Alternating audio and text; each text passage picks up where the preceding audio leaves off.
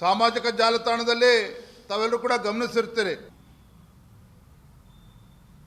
ಕಾಲ್ ತುಳಿತಕ್ಕೆ ಅಭಿಮಾನಿಗಳು ಬಲಿ, ಕೈ ತುಳಿತಕ್ಕೆ ಪೊಲೀಸರ ಬಲಿ.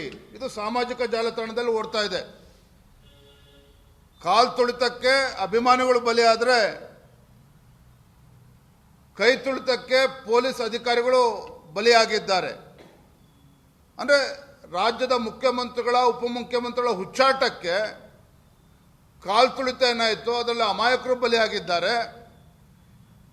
ಮುಖ್ಯಮಂತ್ರಿಗಳು ಉಪಮುಖ್ಯಮಂತ್ರಿಗಳ ಲೋಪವನ್ನು ಮುಚ್ಚಿ ಹಾಕಿಕೊಳ್ತಕ್ಕಂಥ ಸಲುವಾಗಿ ಪೊಲೀಸ್ ಅಧಿಕಾರಿಗಳೇನಿದ್ದಾರೆ, ಸೀನಿಯರ್ IPS ಆಫೀಸರ್ಸ್ ಯಾರು ಪ್ರಾಮಾಣಿಕವಾಗಿ ಸಲಹೆಗಳನ್ನು ಕೊಟ್ಟಿದ್ರು ರಾಜ್ಯ ಸರ್ಕಾರಕ್ಕೆ, ಯಾರು ಕಳೆದ 30 ವರ್ಷಗಳಿಂದ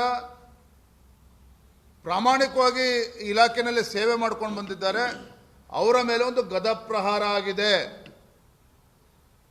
Police officers has been made scapegoat by none other than Chief Minister himself.